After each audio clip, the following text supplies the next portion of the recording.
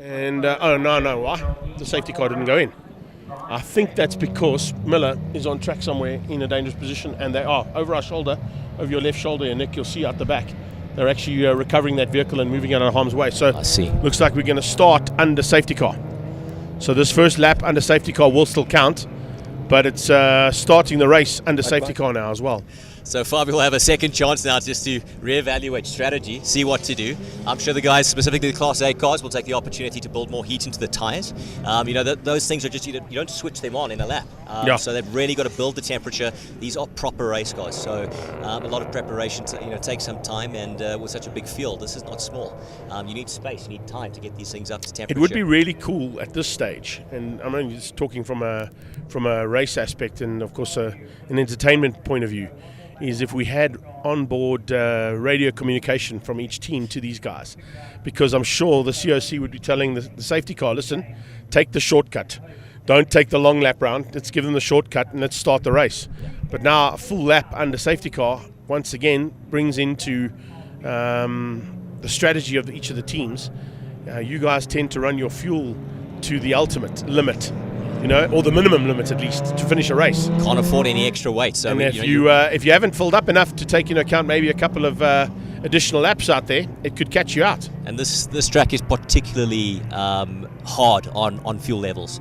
With all the twists and turns, you're throwing the fuel around left to right. There's a couple of guys, obviously in the higher classes, running fuel cells and surge tanks and very high-duty pumps. But there's many guys running a standard fuel tank, and that big left-right saddle is having that fuel moved across left to right under high Gs, and unfortunately you're running a little bit low. And also with that high G, as you said, force being thrown around left to right inside the petrol tank or whatever fuel cell they're using, sometimes the electronics fail to pick up that there's actually fuel in the car, and that can cause you to sort of have a bit of a limp mode or possibly just bog down slightly in a position you don't want to bog down in. A number of cars experience exactly that in race one. We won't go over the details over there, but fueling for this circuit over here is just so different to Swart Corps and Kailani and all the other racetracks we've become familiar with.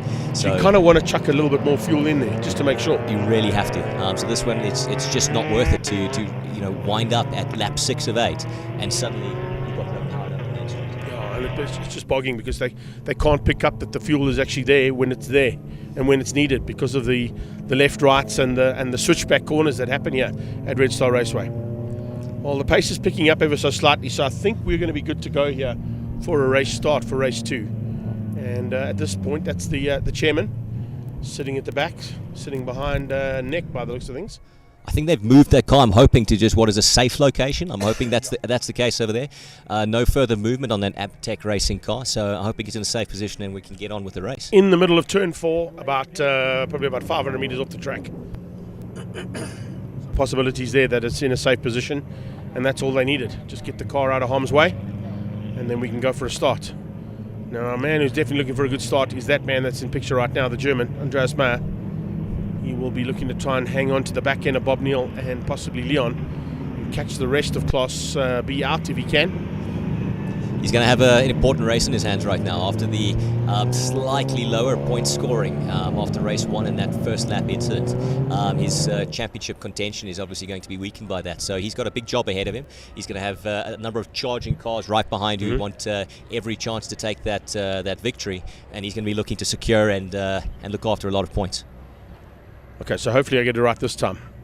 Let's watch for that Suzuki Swift's lights to go out, and the acceleration picks up. Now, Fabio had them in quite a little predicament there coming into the chicane, and he seems to have got a similar kind of starcher.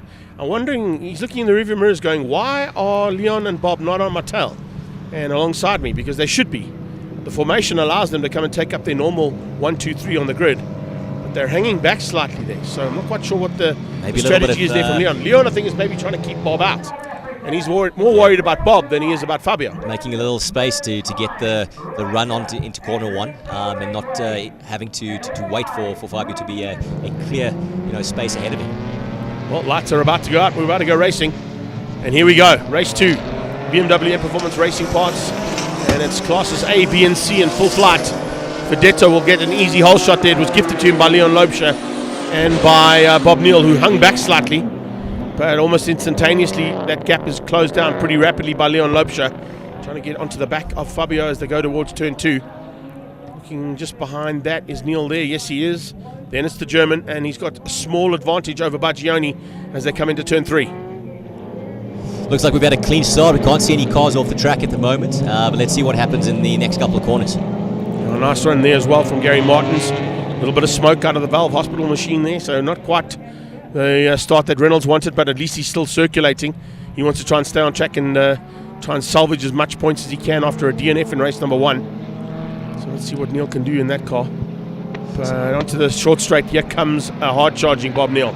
So we'll see most likely the change of lead happen now. There we go, Leon Lopesha taking the lead of the race. Bob Neal's going to follow closely behind. So it looks like Fabio's going to unfortunately have to get out of that and be relinquished to third. Oh, look at that from Leon. Leon makes a mistake, runs wide, puts a wheel on the dirt, misses a gear. Eventually gets it back into the right gear, but that gives the Lee Thompson Racing Dalman Mining machine a chance to get to the front. So change up for the lead happened into 6 and then immediately into 7. Incredible. Bob had to defend that first race for such a long time, and you would imagine that he was going to experience the same kind of agony in race 2. And fortunately, by mishap or not, Leon's gifted the race win, or sorry, the race lead right now to Bob. So he's going to have that hard race 1 work ahead of him right now. Well, he soaked it up for almost the entire race in race 1. So let's see what he's got now. Let's have a look and see if maybe they've turned the wick up slightly there on Leon Lopesha's car. We know how fast that BM is in a straight line usually. Maybe he's not going to show his true intentions just yet. It is only lap 1 about to be completed of 8. So maybe just hang tight, happy with the pace that Bob sets, get them away from the rest of the pack, and then leave it until the last minute and get past.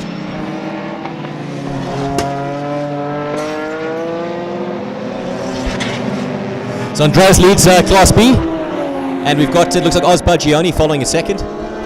It's a nice little battle there as well in Class B. We'll just bring up the timing for us if we can as well. So we can have a look and see how that's going. Just as close as race 1, so Leon continued to put massive pressure on Bob there.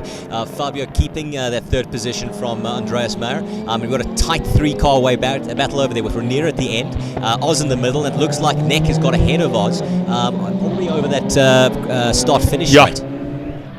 So Neck Macris has certainly got a car that's working a bit better than it did in the first one, that's for sure. Hopefully he can keep it like that all the way through. Very tight line there from Leon, so he's really putting the question into Bob's rear view mirrors and side view mirrors every single corner. Just making sure that he knows he's still there, and he's having a look. Look at the defensive move there from Bob. I wonder if there's any chance for Leon there. Ooh, this is looking juicy. That was tight, very tight there. And Bob goes wide. Bob does exactly what Leon did, runs wide under pressure and loses the lead. So just pressure being applied there by Leon Lopesha paid off nicely, on a similar vein to what he did earlier on when Bob applied the pressure on him. Race 1 repeat, just changed the positions. So Leon back in the lead over there, and now Bob has the hard work to see if he can either force a mistake, or is he going to find an opportunity to grab the lead. I think Bob Neal's not going to give up without a fight, that's for sure. They are very evenly matched, these two cars, coming out of two separate stables of preparation, and certainly both of those stables are well known for building fast BMWs. But be so careful going off the track like that. We saw what happened to Andreas's car, the German, after that first lap incident, compromising performance of the car due to all that grass build-up in the cooling system, the front grille of the vehicle. So you can't afford for that to happen, too many times. Even if it is going off the track for a meter or 2, you could ruin the rest of your race. Rest of the pack heading onto that back straight away now.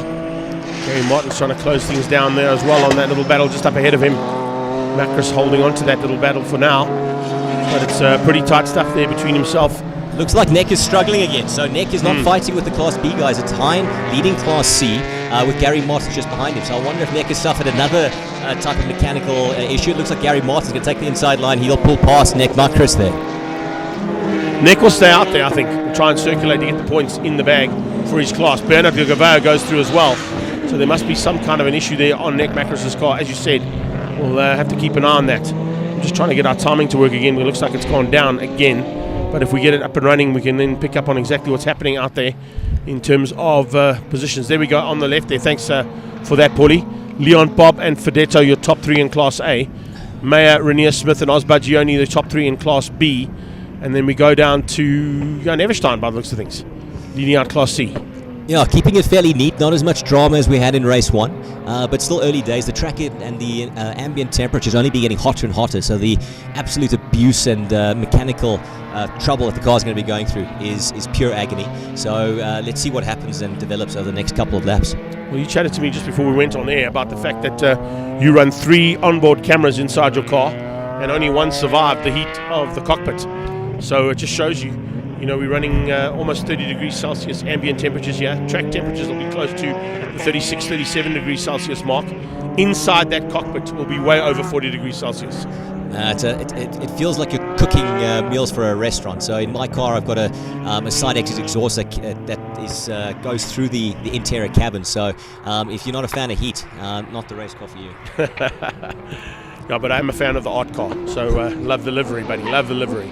Right, so here we go. Into the chicane. Bob Neal trying to close that gap down. He's just bridged it slightly. Maybe he's going to wait now. Maybe he's going to let Leon set the pace. Somebody has to. And as they come to complete. No breathing room over there.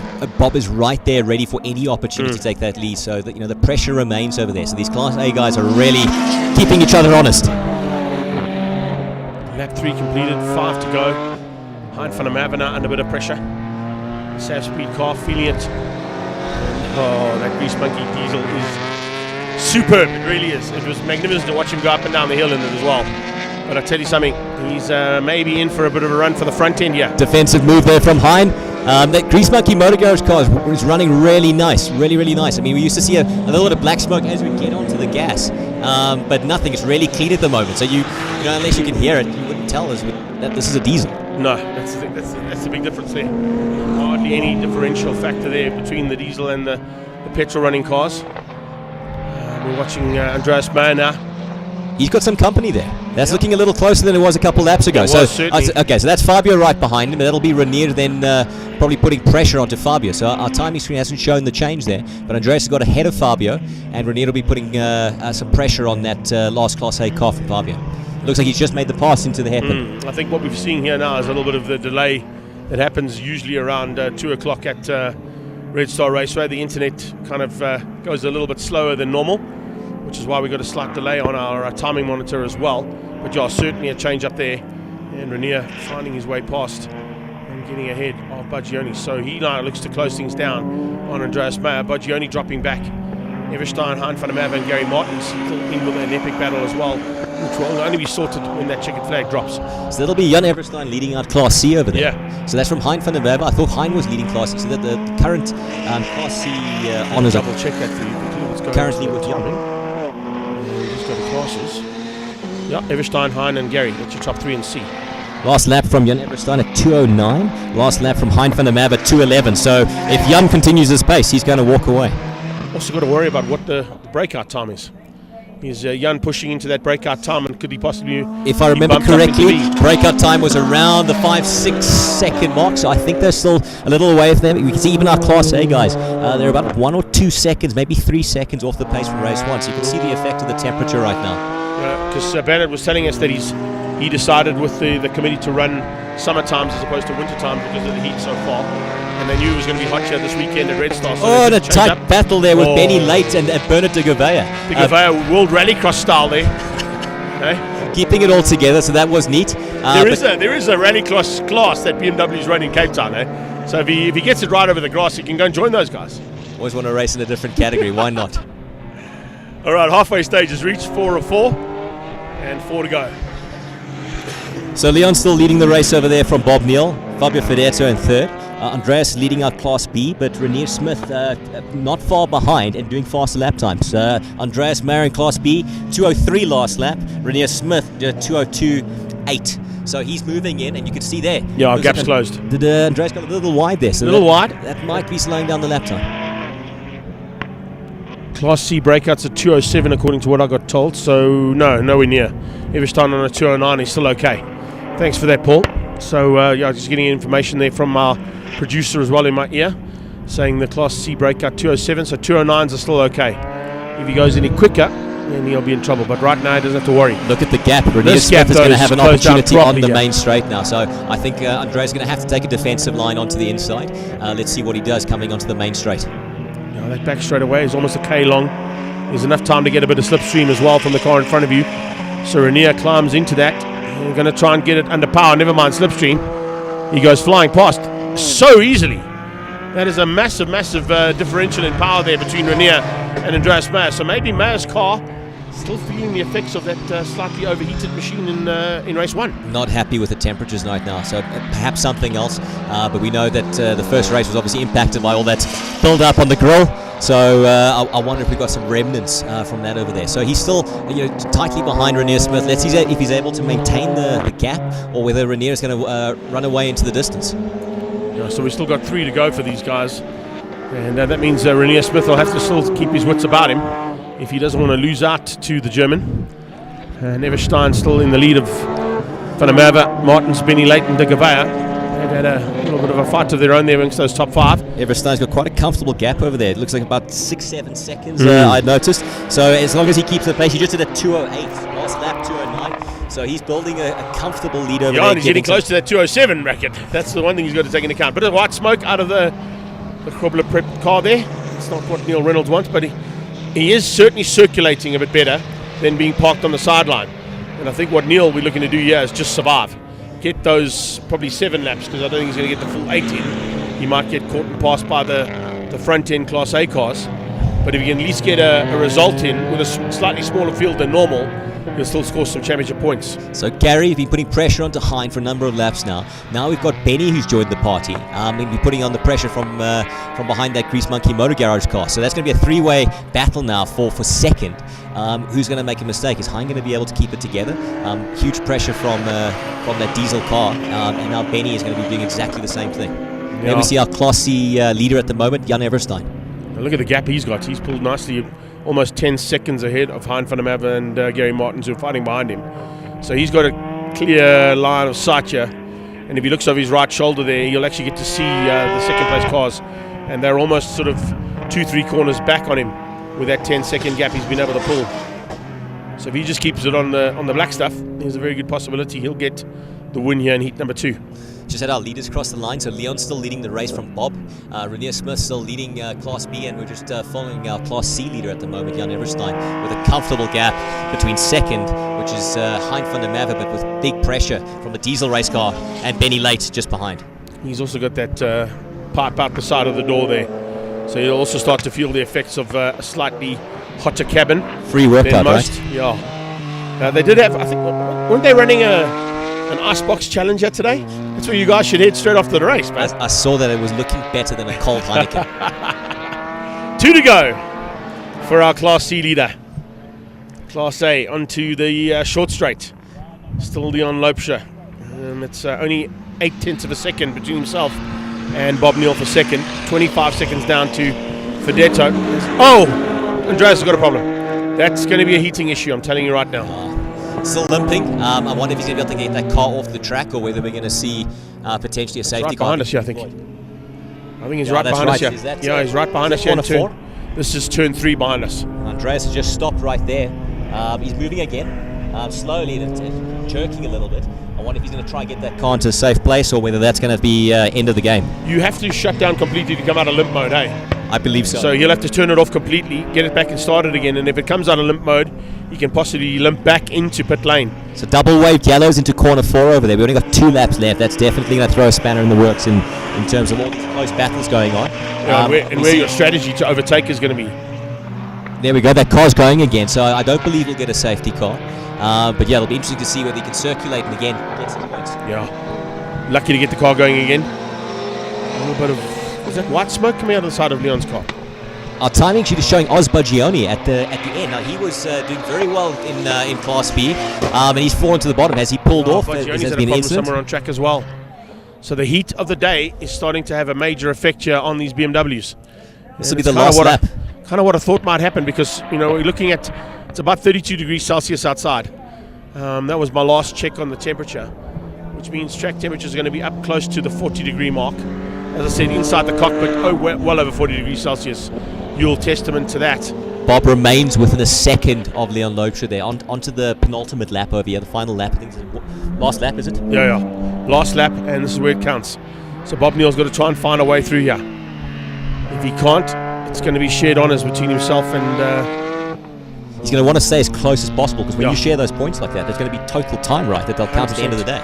So if you could be there, within half a second, that might be the difference between winning the day and Second place.